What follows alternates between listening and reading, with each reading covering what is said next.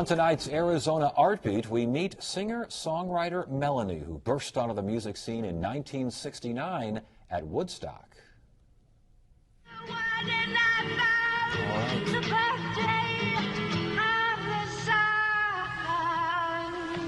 And all things change, yeah. And now I'm sure it's the birthday of the rain. Sometimes I think that you're avoiding me. I'm okay alone, but you got something I need. Well, I got a brand new pair of roller skates. You got a brand new key. I think that we should get together and try them out, you see. Your side, the songs of peace.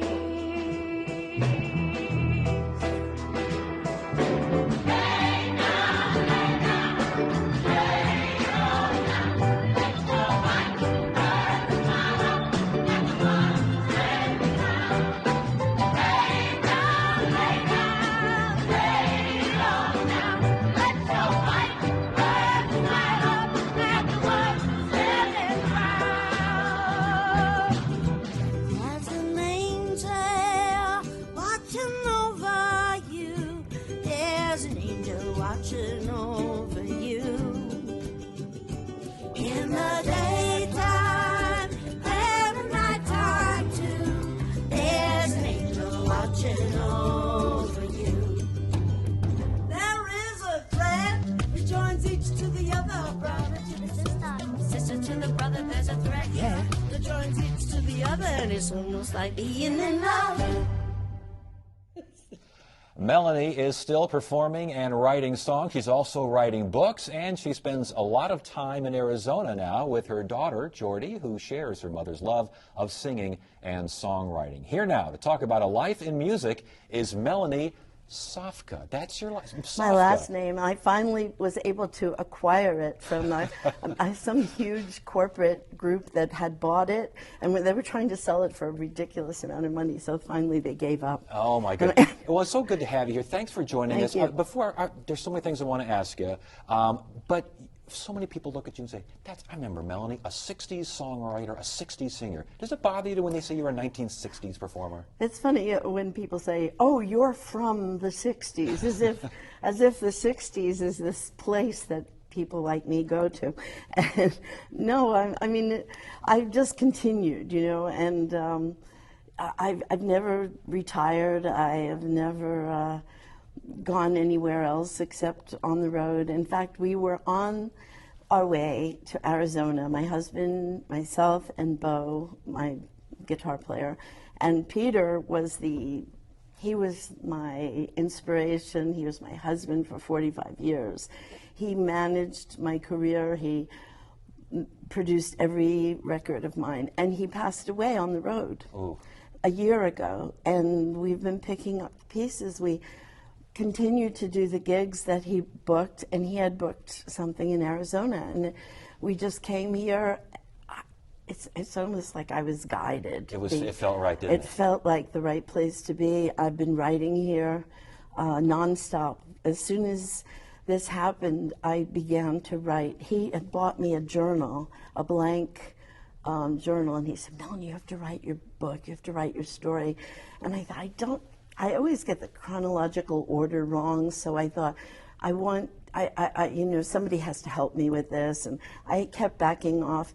And the night after Peter passed away, I was in a hotel room, and I looked at this blank book, and I realized that I have to tell our story, because the story that is unfolding to me right as I speak, because I'm writing this now, is that we grew up together through Woodstock and the Vietnam War, and the music that wove its way through those things, and what we did to keep my musical integrity, and because, you know, making the decision to stay who you are can be a very expensive decision. Well, let's talk about the difference creatively between writing a book like that and writing songs.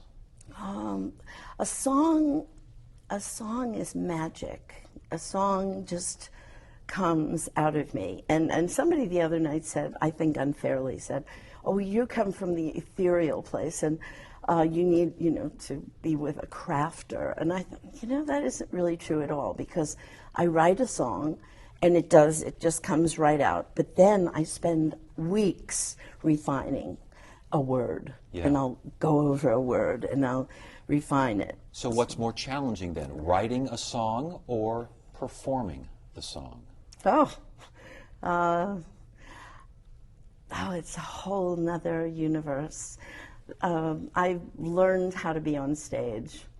I was very shy, and I didn't want people to look at me. And the last thing in this universe I wanted was to be a celebrity. I wanted to be in the Peace Corps or an archaeologist. I did not want to be a famous person.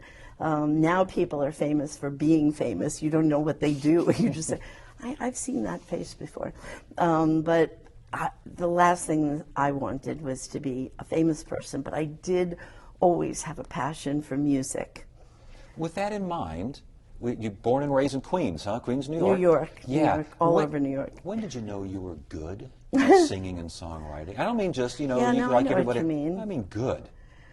I didn't know I was good, ever. I knew that I had to do this, and that I was driven to make music and to sing in front of people. And I think it's not been since a few years that I realized that I do have something. Isn't that interesting? My goodness. Now I didn't think of myself as a writer, for sure. I only wrote songs that I would sing. I didn't think other people would sing them. And then Ray Charles sang my song. I'm a writer. You are a writer, and you had some monster hits, the Candles in the Rain, and especially the Brand New Key. I mean, everybody knows the Brand New Key. Yeah. Were you surprised when you wrote those songs, when you first performed them and recorded them? Did you have any idea that they would hit the way they did? Well, with Brand New Key, I kind of wrote it as a slinky Cajun swamp thing. And my husband, record producer, shameless record producer, he heard this and he said, Melanie, it's a hit. And I went, oh no, not that. I'll be doomed to be cute for the rest of my life, And it was hard enough because I was cherubic and I smiled and the camera faced me. I grew up with Brownie cameras, and that's how it went. You smiled at the camera. Sure. So, no, I didn't intend for that song to be a hit. Now, years later, I've come to terms with it. It's an amazing song. It really is. It just transcends time and genre, and it just followed me. At first, I was a reactionary to that song. Yeah. I mean, a lot of people are like that. They have a one-hit kind of a thing, and the hit is so big. They're an actor, performer. They go, I don't want to play that role anymore. I don't want to sing that song anymore. Right. But I always sang it because I realized that people, heard it, and it was familiar. When things are familiar to people, it would be a deprivation to not do it. Sure. So I always do Brand New Key. Some of my real core fans could care less if I do that song. They want to hear all the new things. Yeah. But, I feel that there are those people who came to that show thinking, I love that little song. That's such a cute song. You're the one about the roller skates here. So, you got to do what you got to do. Last question. We would love to have you longer, but we've got about a minute left. Your daughter's a performer as well. Yes, Jordy. Now, Hi, Jordy. What kind of advice do you give her? Because you've lived a life now. I know. You can't stop somebody who's grown up in music. Jordy has always written songs with her sister, Layla, who's in Nashville writing for people. Mm-hmm. And she's also a singer. They grew up singing. They grew up in the studios. They were studio rats, 4 a.m. With me. Sometimes they recorded background vocal parts, and it was just part of their life. Can you give them advice on songwriting, on performing, or do they have to learn it themselves? No, they have their own unique little way. Jordy is very quirky. She has kind of my quirk. And Layla is a little more Celine Dion. She has a little more refined thing. But Early on I said, don't do it. you know? Yeah.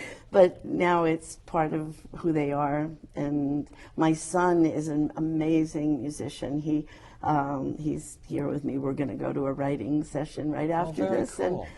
And yeah, he's been performing with me ever since. So. Well, it's a pleasure to have you here. I know you've got the book out, you got a children's album out, you got a lot of things going on. Yes. We're glad you could make some time. Welcome to Arizona. Thank It's you. good to have you Thank here, and it's you. good to have you on the show. Thanks a lot. Thank you so much. Okay. And that is it for now. I'm Ted Simons. Thank you so much for joining us. You have a great evening.